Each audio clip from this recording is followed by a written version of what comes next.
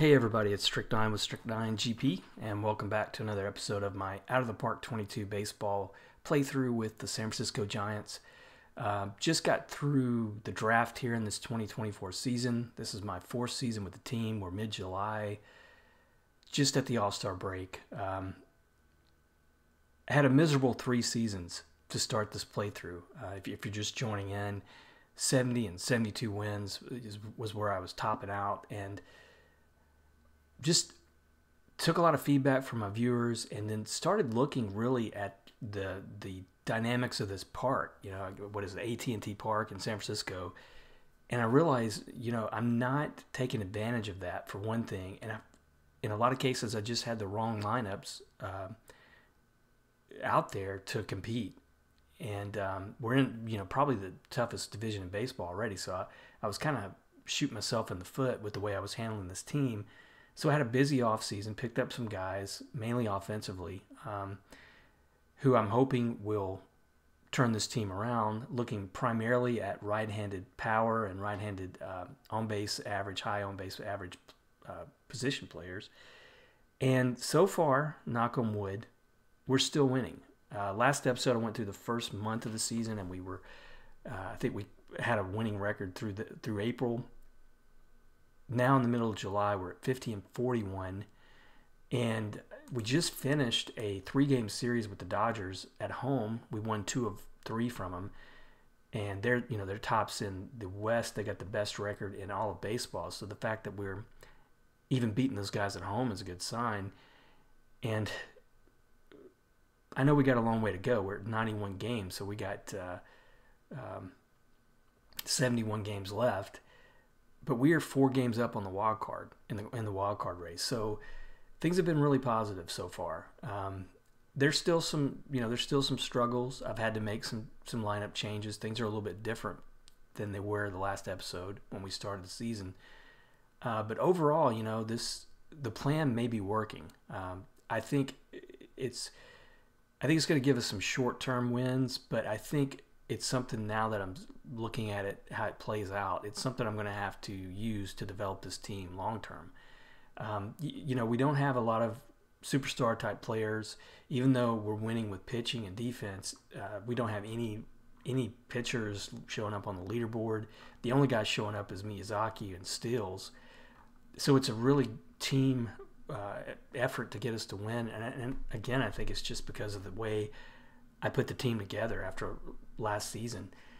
But we'll take a look at a few things, take a look at the draft, and maybe play a little bit up towards the All-Star break, or through the All-Star break, and get closer to the trading deadline, and see if there's some trades we can make to benefit this team. If I look at the front office right off the bat, we still have some money available. We've got a few free agents that are coming up. I don't know if Miyazaki is going to be a big question mark, because he's got a player option, and with the season he's having, I don't think he's going to be back. That would be a big hole to fill. But we've got some money. If there's somebody out there who might help us short term, keep us winning, get us into the playoffs, I'm all for it. But let's take a look at the team stats, and there's a couple things here that are really positive I wanted to point out. A big difference from last year, and probably a big difference from the previous few years. I just wasn't tracking it the way I should have been, honestly. But first thing is our record at home. Through 44 games at home so far, so that's even more positive. We played more on the road than we have at home, so we've got, of those 71 remaining, we've got more at home. We're playing over 600. We're 27-17 at home. We're still competitive on the road, just a game under 500. So you keep those percentages up for the course of a year, I think you're going to have a good chance, or at least this team's going to have a good chance of making the playoffs as a wild card. So that's really positive. I'm hoping that keeps up. And just to tell you, if you haven't watched those previous episodes, just how big a turnaround it has been. I mean, last season, looking at this, I think our win percentage was something in the 370s or something like that. It's really upside down. Another good thing is our record against left-handed pitchers, starting pitchers. We're winning. We're 17-13 against left-handed pitchers, which, small sample size, and it's going to be that way because you're not going to face as many left-handed pitchers. But wow, I mean, that's a huge turnaround. So focusing on those right-handed bats, I think, really has paid off so far. And you look at the end of the way it breaks down offense and defense and pitching. There's no question we're playing to the park right now, and this has probably been a good, I guess, lesson for me. It's something that,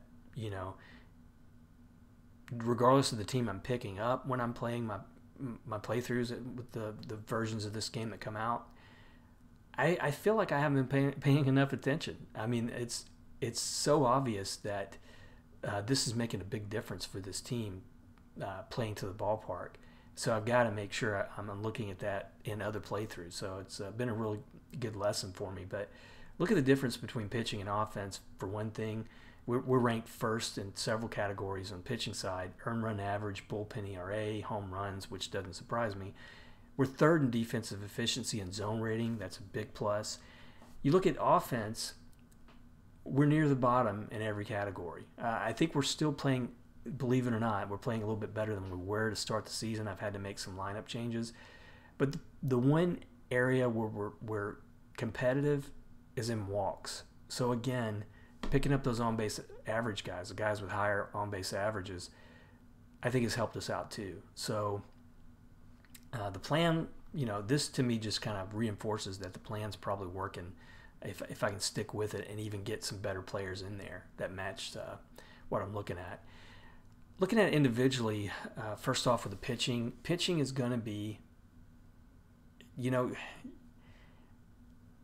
going back 2-3 seasons when I put all that money into free agents, picked up Trevor Bauer, picked up Noah Syndergaard, picked up, I forget the last guy I picked up.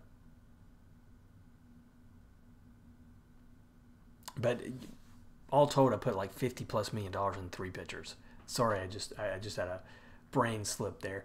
But I don't think that's where you have to put your money with this team. If you get a good dominant left-handed starter, it might help you. If you look at San Francisco's history, I mean, there have been some great pitchers come through there in the last 20, 30 years. But I'm winning with a pretty mediocre staff, starting rotation. And I put a lot of effort into improving the bullpen over the offseason, and that's where the big payout's coming. We picked up Will Smith, and he's doing what I hoped he would do after a pretty shaky start. He's hit a 2.30 ERA, on pace for 71 games, so he's getting a lot of play time. He's looking great. Elledge is looking good as a closer, 19 saves, 3 ERA. Whistler's looking good. Picking him back up was a plus for us. Presley is pitching the way I thought he was going to pitch when I signed him. He still probably wants to be the closer, but he's happy now. So he's not really complaining about it. And then you got guys like Jelly and Peters and Frisbee in particular. This guy was a starter in the minors, put him in middle relief, and he's really excelled.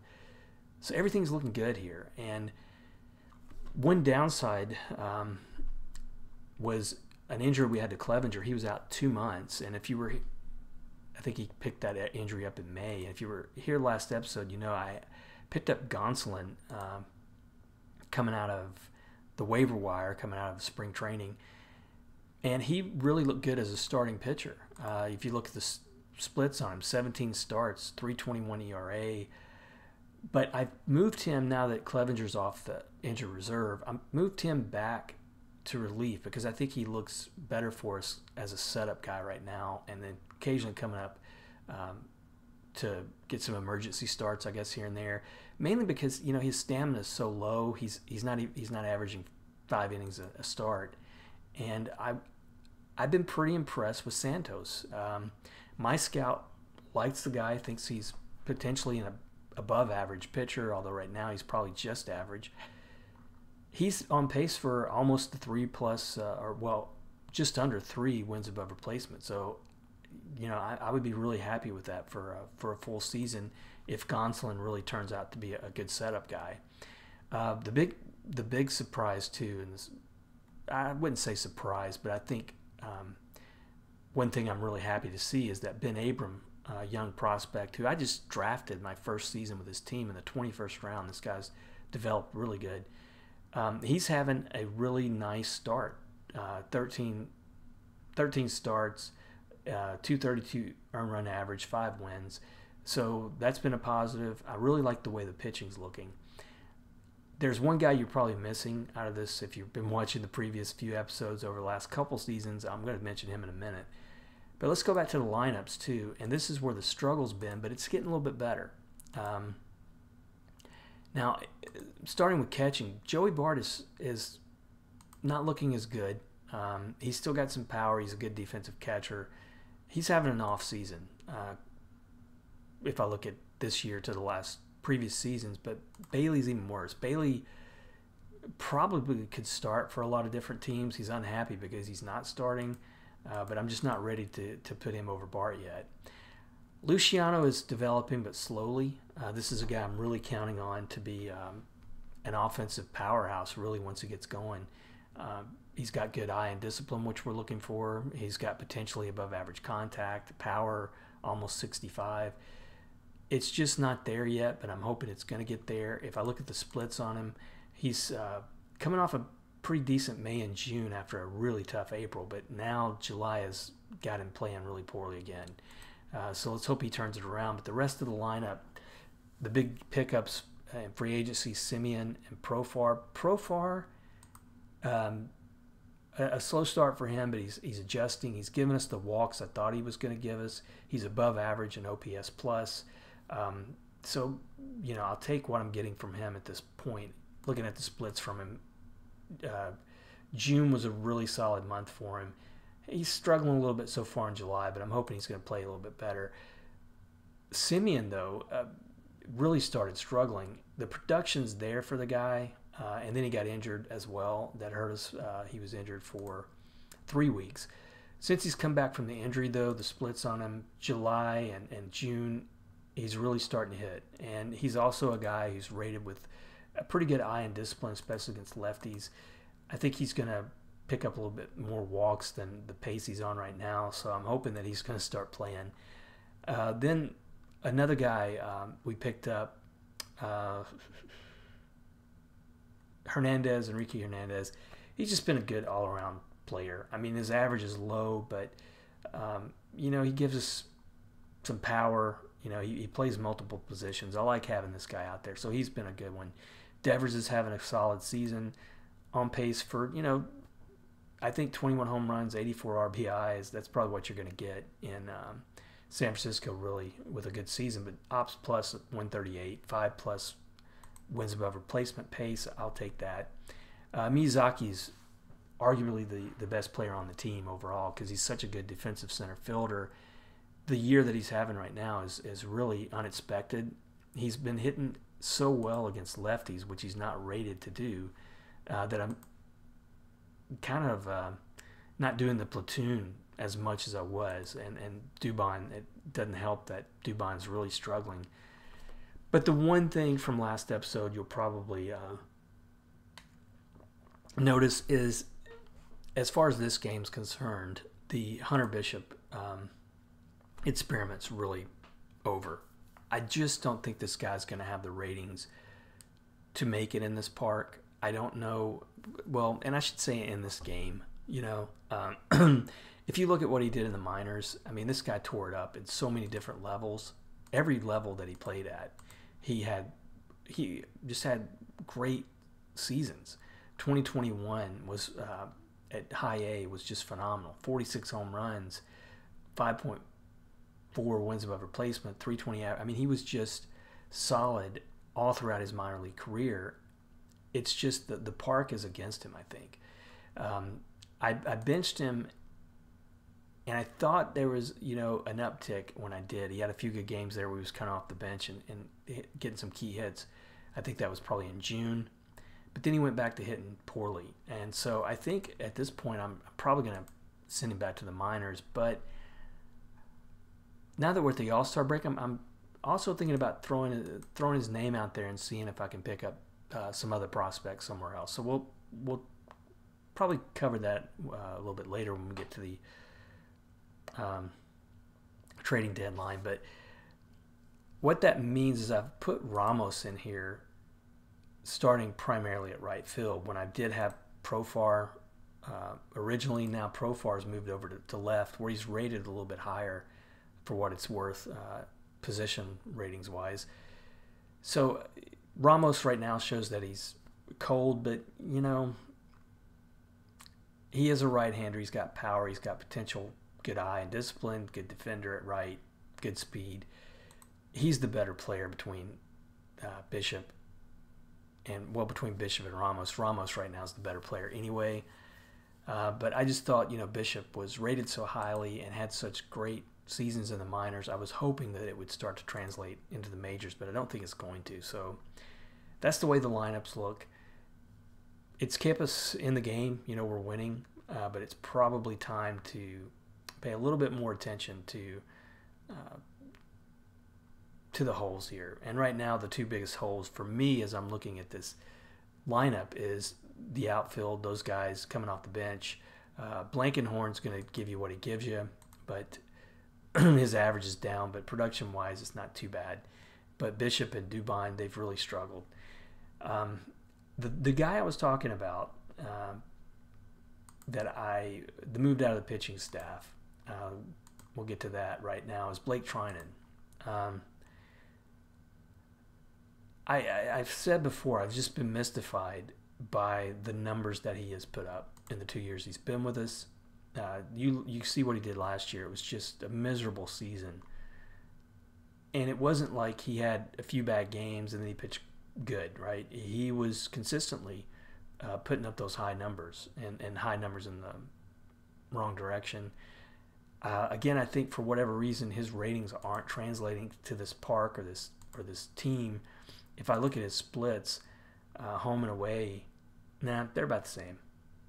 So that's not I was thinking, is that the issue? But it's really not. So he's another one that I've decided to give up on. I've currently got him out there for assignment, but now that we're close to the trading deadline, I think I'm just going to throw his name out there and see what I can get. Now, one of the ground rules I use for trading, and it's just it may be a boring way to do it, but I usually only do trading block, and I usually only do either trading block, find someone there that can fit a hole, or I send a guy out there, shop him around, and see what I can get. So let's just go ahead and see what Trinan gives us. I know, going back to the roster, I really want to call somebody up to replace Bishop. I don't want his bat in the lineup right now. And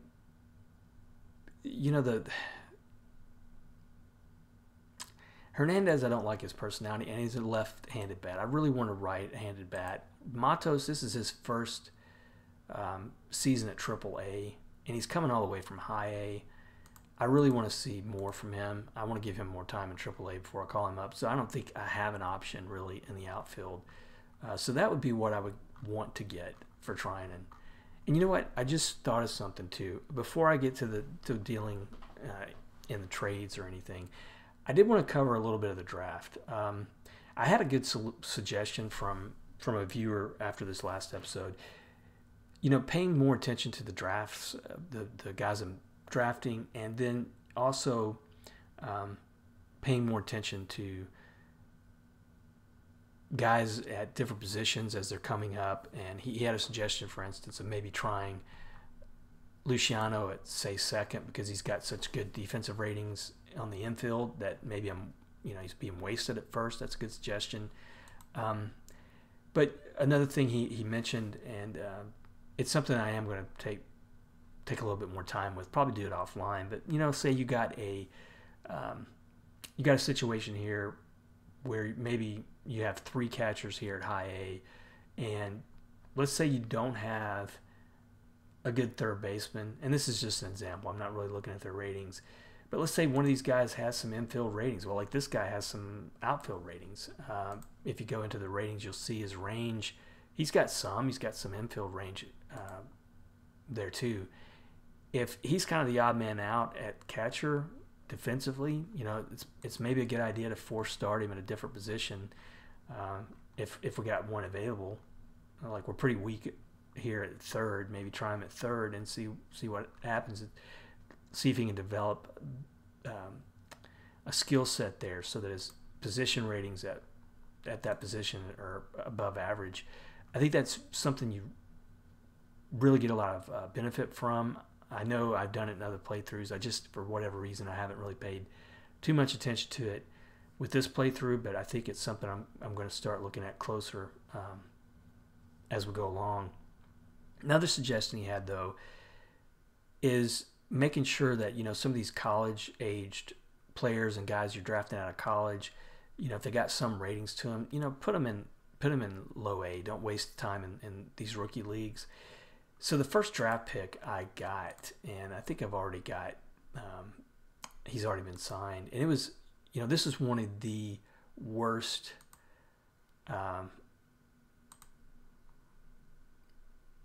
I would say the worst drafts I've had in a while.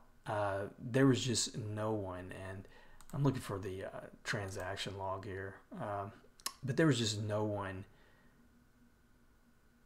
that I would say is going to be a surefire superstar. And it's one of those things that, it feels like a luck situation, that my luck is just against me. Every time I have a high draft pick in this game, it's like the talent level just takes a dive. So I had the 6th pick in this draft, and I went with a guy who, he's coming out of college. He played at Duke. He's a 2-star player out of college right now from my scout. So he's starting in low A. But I doubt very seriously this guy's going to be an everyday regular player. But both my scout and the OSA has him as a 3-star potential. He was the best for the fit that we're trying to go for. Good contact, but mainly good power and high eye discipline type players with right-handed batters. He was it. I mean, he was really the best option I had, so that's what I went with. And I had to pay him a lot too. I think it was like a $5+ million. I really hope that he plays up to that. I mean, his personality ratings are good, defense good, speed good. So it's, we'll see. He's only put in 1 game, and he was 2 for 4 with a triple. So that's a good start. But I really would have liked to seen somebody better than that. We went with a starting pitcher and the 2nd pick, a 2.5-star already. I think we're waiting for him to sign. And when he signs, he's also going to single A. And then we've got, after him, another guy from Duke, not rated as highly, and he's a left-handed bat, but I like his power and eye potential, and he's got good defense at first. He was just, a good bat, maybe to fill out the roster in a few years. Maybe, if he develops pretty well, he might be somebody I could trade, but not much to really feel good about in that draft. I gotta say, it was a lot of older players too. I know that's a setting that you can change, but I haven't seen that be an issue before in this playthrough, and in other playthroughs I'm running using the default setting. So I'm hoping that that's just an off year and a glitch or something, and next year's a little bit better setup, because that was not a good draft. So that out of the way, now let's take a look at Trinan. Let's see if we can throw his name out there and see if we get a right-handed outfielder that we can replace Hunter Bishop with in that lineup. I still think, Trinan, even rated the way he is in this game, his stuff's not that great. I think he's going to be a good pitcher somewhere. I just don't know why it's not fitting him for this team. And I can tell you already, I'm surprised at what I'm seeing. Being, the numbers that he's put up, and, not too far under 7 million. I wouldn't think too many teams would go for him, but what I'm seeing here with some of these minor league type contracts, I really like that. Like Duplantier, man, I think this guy would really work in San Francisco as a starter. He's got right at average stamina. He's a ground ball pitcher. He's got 5 above average pitches. I'd be willing to bet he would probably put up better numbers than Santos. I might be wrong about that. But man, that's surprising. But I really, I want to focus here. I want a bat that's going to help us out. This guy's captain. I like that, but he's a left-handed batter. Let me keep looking down the list here. Here's a young pitching prospect. Again, 3 above average pitches, 2.5 star potential. Give him some play time in the minors and call him up. He may succeed in San Francisco. Cole Calhoun is out there. He's a lefty bat, but he's at the tail end of his career here. Vogelbach, or lefty bat, not what I'm looking for. Trevor Bauer, he comes up just about any name you throw out there. This guy's coming up as a trade offer. Adam Engel, man, his numbers are bad though. He's not going to fit the profile. Andrew Stevenson, left-handed batter.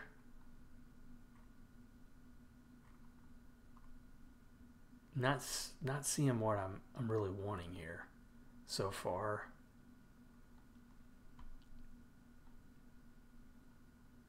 Andrew Benintendi, he has good eye and discipline. He wants to be in the starting lineup. He's a left-hander. I'm not going to replace Profar in that lineup with him. Garrett Cooper, first and right field. He wants to be in the starting lineup, though. May not be that big of an issue. Manny Margot, great defender. Bats right. He also wants to be in the starting lineup.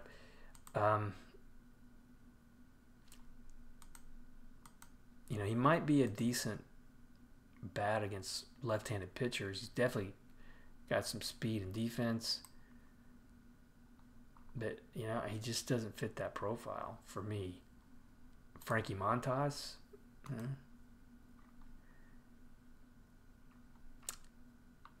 Guillermo Heredia.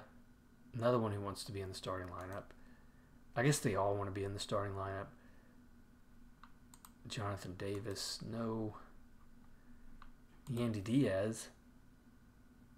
He can play first and third. He wants to be in the starting lineup.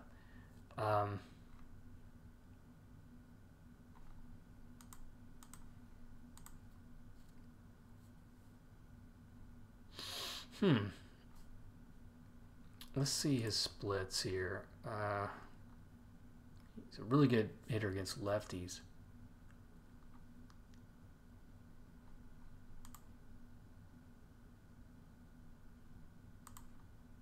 I just don't know where I would put him. I mean, I guess he could play, even though he's rated at first and third, he might could fit and right occasionally, but he's just he's already angry.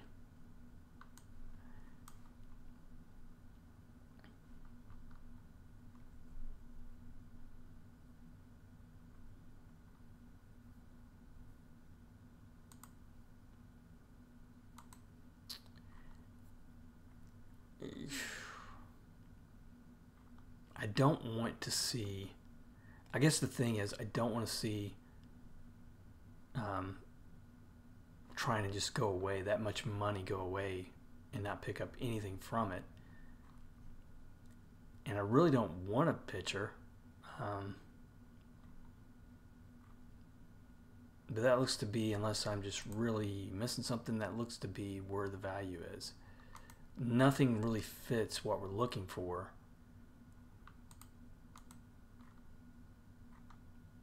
On that offensively.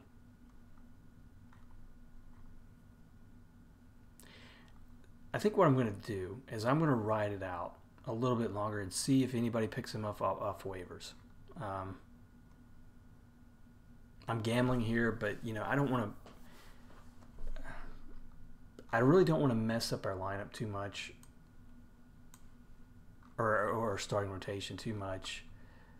I mean, this may be just a stupid move because I think of all the things I'm seeing when I look at the budgets and going forward, I mean, Duplantier looks good. I don't like his control.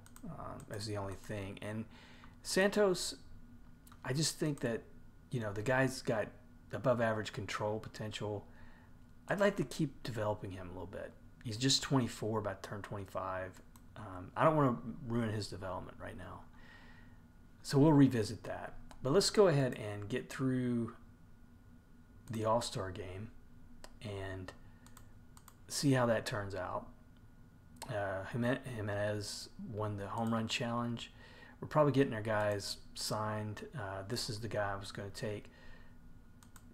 Put him in low A in the West. You can see he's already rated above average there. And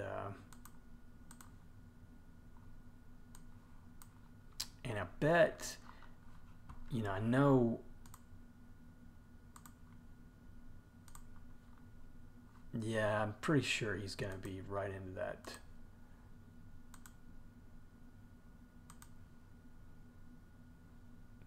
Rotation, but he's second. A little bit surprised. Well, yeah. I guess Breck maybe has a little bit more upside, but trades are starting to come in a little bit. We're going to finish the All-Star game, which one of the things I didn't look at too was the All-Star game, the rosters. This was a shocker to me. We had several players show up on the All-Star team this year. Abram was a surprise. Even though his numbers are good, he doesn't have a lot of wins or innings, but he was picked. We also had Frisbee picked out of that bullpen. And was there one more? I think there may have been one more pitcher.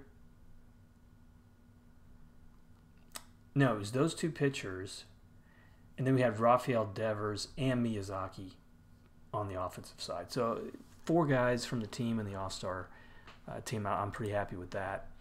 It looks like the American League won 7-5. Chapman had a good game there, but Lindor 2 for 3. Acuna, Devers was 0 for 2 and struck out once. And then I'm not seeing Miyazaki here, so I guess he didn't get to play. Pitching wise, DeGrom, man, he gave up 2 runs in an inning. Frisbee, shutout inning. Hey, Duplantier was on the All-Star list. I mean, it's that one. I'm sure I'll get some feedback from a few who maybe think I'm stupid for not doing that. But and hey, one of our young All-Stars, even though I don't see much of a potential for him to make the majors with the ratings he has, he was the hero of the All-Star game there in the Prospects game. What did he do? Am I missing something? Oh, he must have hit like a walk-off home run, maybe, in the 10th inning.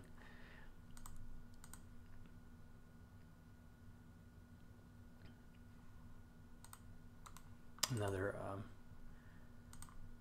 signing here. I'm going to leave this guy in rookie ball, even though he's coming off. I know that was the suggestion, but he's kind of ready to go.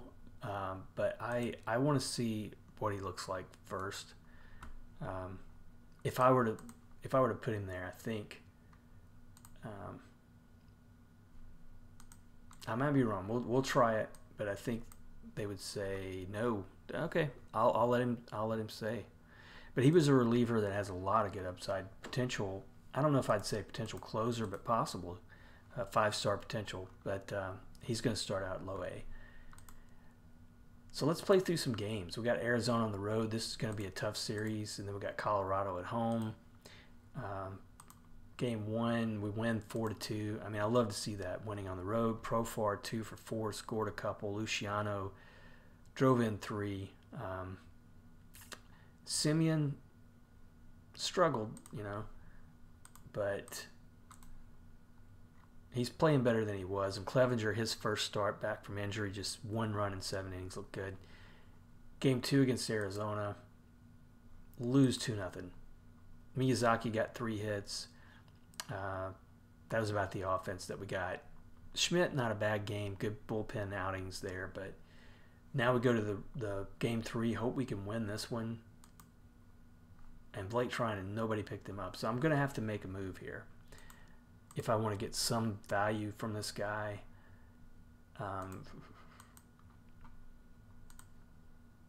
I think I really need to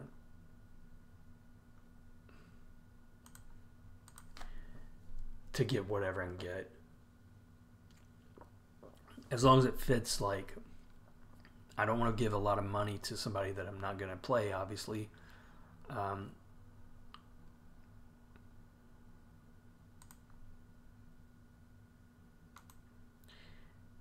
It looks like there might be a few more outfielders showing up here that weren't showing up before. Kyle Garlick. And DJ Stewart, I don't remember seeing those guys. Rojas, he can play left and right, but he's a left-handed bat. He showed up already. Nelson Velasquez. He's currently in Iowa. He's got 1 option year left. Not a very good defensive outfielder.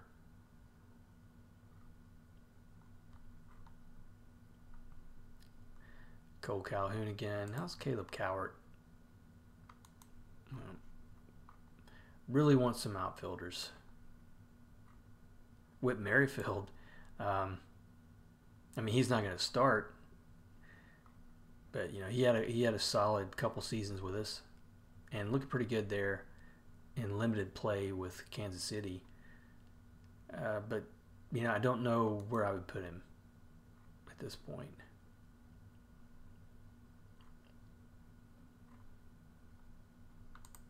Adam Engel, I know, looked at him earlier. He doesn't fit the bill. Andrew Stevenson, Aaron Hicks. Jake Cave, another left-handed bat.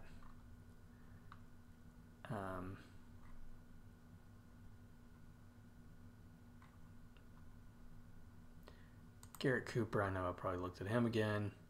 He wants to be in the starting lineup, but I'm not going to put him there. The problem I have with him, he's first and right, and his defense is not that great. But I really would like to have a good right-handed bat coming off the bench. So he's a possibility. I mean, you know, he had some pretty decent seasons there with Miami. His on-base average is high and power is high. And he's only going to cost me $950. So I'm liking that one. I think we already looked at Davis, Heredia, Haniger. No, I think I would rather go with Garrett Cooper. He's got a decent personality. We'll try him. I'll throw him out in the outfield, even though his ratings aren't that good. I primarily just want this guy to come off as a pinch hitter.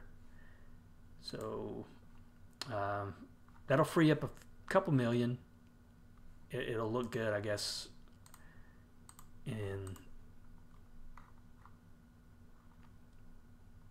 when we get to the trade deadline. I might want to look at some other people, but we're putting Bishop down and we're bringing up Garrett Cooper. He's going to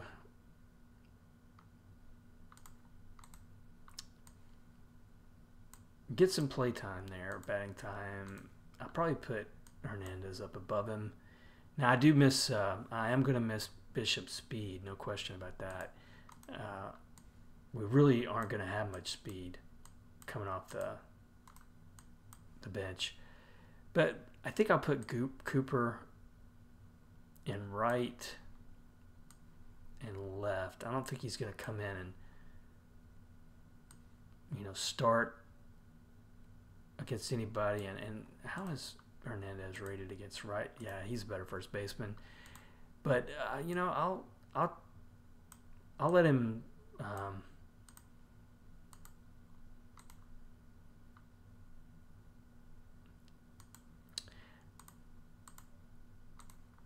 I'll let him get some time there for Ramos against lefties.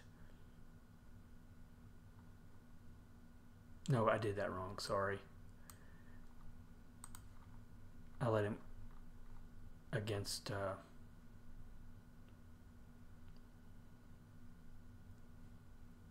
left-handed pitchers instead of Blankenhorn. And same there. And then we'll let him come off the bench and be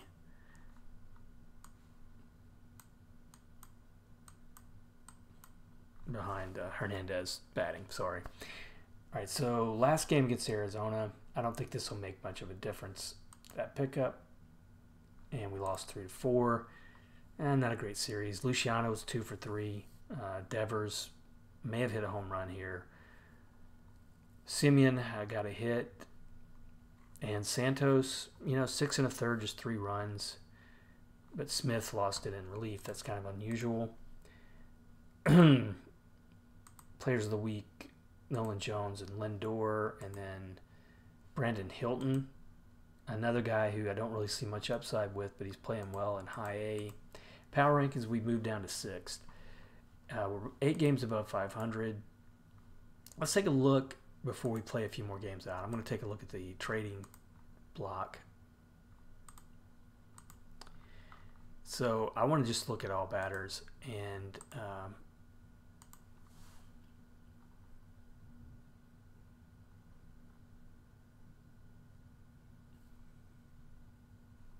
maybe we'll look at I.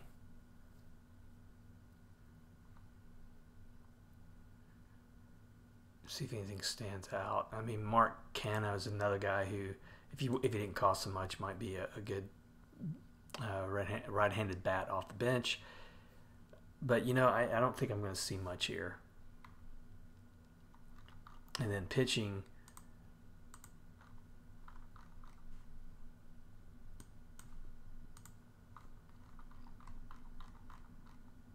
I mean, I'm really not seeing much. I mean, 3 stars, 3.5 stars is where it tops out.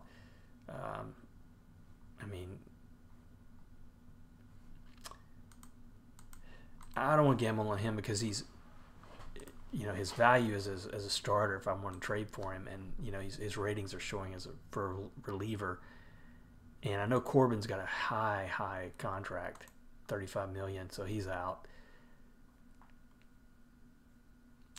I'm probably going to play it stupid here, but I'm going to see what this next week gives us before I look at it again. We're home against Colorado and Arizona. Lose 1-0 against Colorado to start it off. A couple hits from Simeon and Luciano, but that's it. Abram, 8 shutout innings. Good outing from him. We win 8-4. Good offensive game here. Miyazaki, 3 for 5, scored 2, drove in 2. Profar scored a couple. Ramos, a couple hits. He's played a little bit better here since we've simmed through a few games. Sheffield, 5 2/3, just 1 run, got the win. Game 3, 12-3, huge offense here. I mean, Devers, Luciano, Ramos, Bart, man, all up down line, multiple hits. Profar struggled, but he was leading off here. I've got him leading off against lefties, I guess. Clevenger, second win. Well, I don't know if he got the win in that one.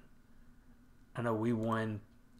Yeah, he didn't get the decision, but 2 good outings from him back from the IL, and Gonsolin looking good in relief.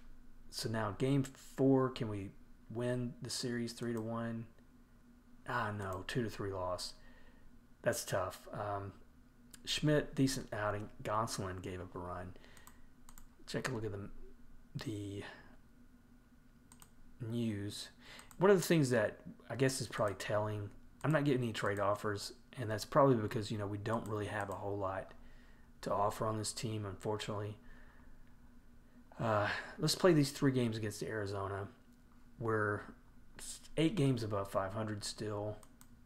Game 1, we lose 2-3. Man, we're struggling. 3 hits from Devers.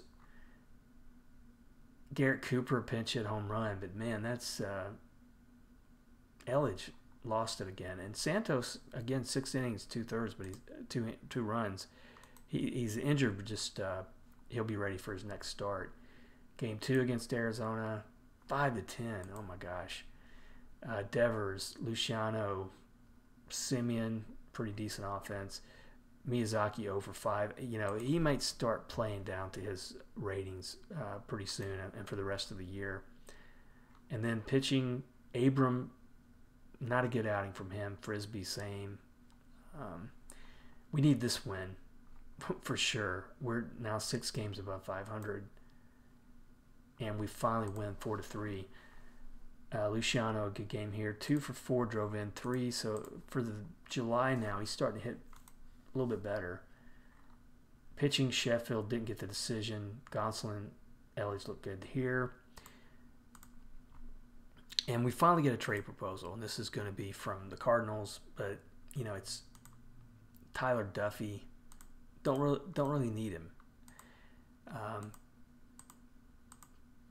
I really just needed those right-handed batters. And one thing to talk about, Tommy La Stella, he was on the roster for that 2022 season. I think, well, the first couple years I was here, he was not a bad offensive player, but I let him go, and he is having a great season with Pittsburgh, hitting the 343. I think, yeah, he was an all-star. But that's something to see. He's player of the week this week. Power rankings, we've dipped down to 9th. Standings wise, didn't want to look at that. We are now tied with Pittsburgh for that last wild card. So we lost 6-10. That's how quick it can happen when you're kind of not. It really comes down to the offense being not that strong. I know that was just a few games that we played through, but you know, we're now 12-11 for the month. We're still winning, you know, overall for the month, but we can't afford many streaks like that. You know, we'll be out of contention for the playoffs. So this is where I'm at. I think, you know, we got plenty of room money-wise, but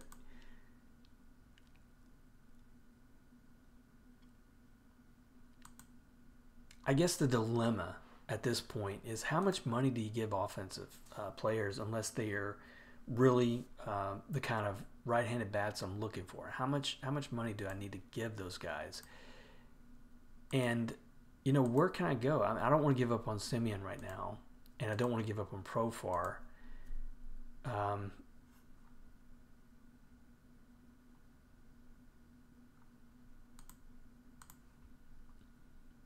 If I look at the lineups against right-handed bats, I got Profar, Miyazaki, Ramos. I mean, Ramos has some development to go, but, you know, I'm looking long-term. I kind of like to give the guy a chance.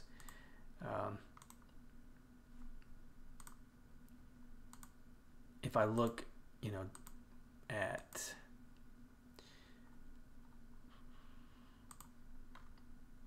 the trading block for, let's say, all outfielders,